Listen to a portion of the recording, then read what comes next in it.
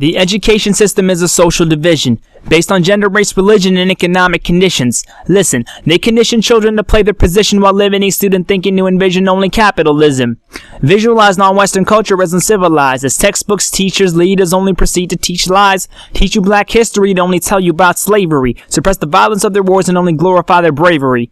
We judge people based on their economic conditions and learn to respect people based on their social position. Education is needed to maintain a certain standard of living. No one ever goes to school wishing they'd learn to start thinking. You're only valued in society if you have a degree. No one ever says the guy working at McDonald's could be smarter than me, or that Iraqi orphan you see living in poverty, because their perception of education is tied to the economy. Can you afford to buy an education to validate my point of view? Until I see some credentials, I won't value your point of view. It's sad, but it's true that we are taught to discriminate, boxing out people who don't teach us to innovate. HP was started by two guys working in a garage day and night. The Wright brothers went from repairing bikes to taking flight. Thomas Edison invented the light bulb but dropped out of school. If anyone was attempted to follow his footsteps, he'd be labeled a fool. The first clock ever built in North America was built by a former slave by the name of Benjamin Banneker. But you'll never study his name in any textbook in Canada, because all they teach is slavery, which limits black children's caliber. Study the pyramids as if they were the only thing out of Egypt, when the man who invented algebra was Egyptian, but that's something you'll never believe, kid.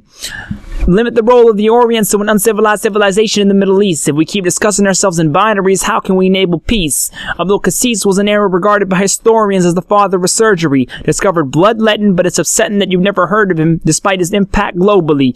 Teach you that the Orient is a backward society known to suppress women, when in the 6th century women were given the right to vote under the Islamic religion. These are ideas that the school system doesn't bring in, and you're only taught a certain set of views to help maintain your social position. It's blasphemy when they say schools teach students to start critically thinking, when the only critical thinking students partake in is when they hear the bell to go home start ringing.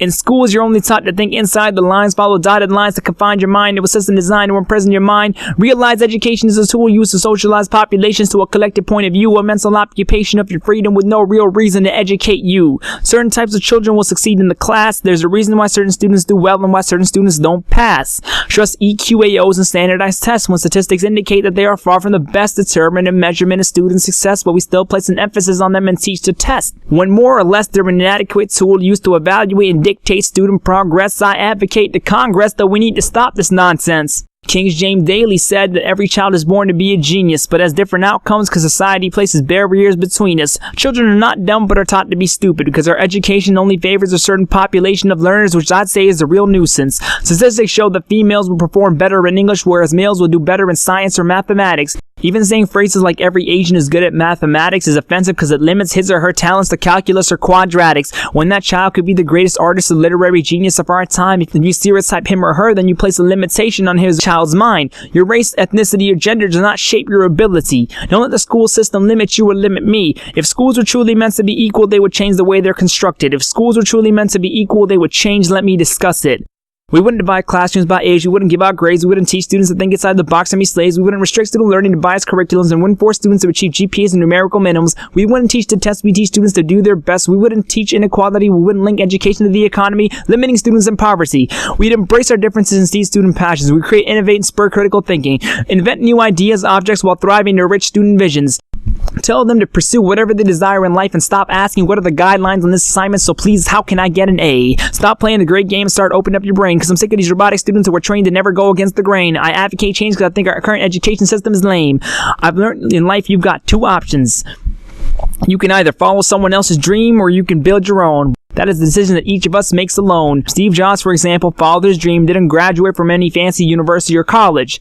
Built Apple, revolutionized the technological market by creating a culture and generating a net worth of over $4.2 billion in profits. Steve Jobs didn't have a degree or schooling to help achieve his dreams, but he did combine a passion for learning with a strong work ethic, it seems. But what about those people who don't follow their dreams? Go to school and play it safe? Do they still achieve success, I mean?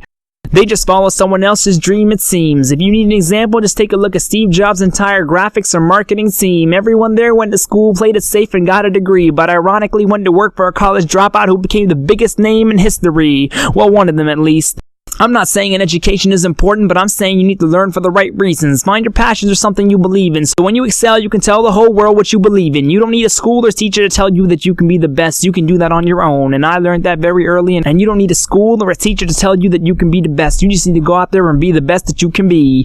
Because if that was the case, I would have learned to be an idiot years ago. Because I was a failure in high school. Grade 12, not enough credits to graduate with 0 volunteer hours in my name. Despite the obstacles posed, I suppose my outcome did change. But that's another story for another day. As I end this poem, all I have is this to say. I don't care if I fail this class, doesn't matter if I get an 83 or a 42, because I've learned, because a grade means nothing, it's just someone's subjective point of view. Your marks mean nothing because you don't define my mental capability. I know my ability, so will never allow anyone else to limit me. But, like always, I could use some feedback. I mean, we all need that. I just wish our education systems and teachers actually believe that.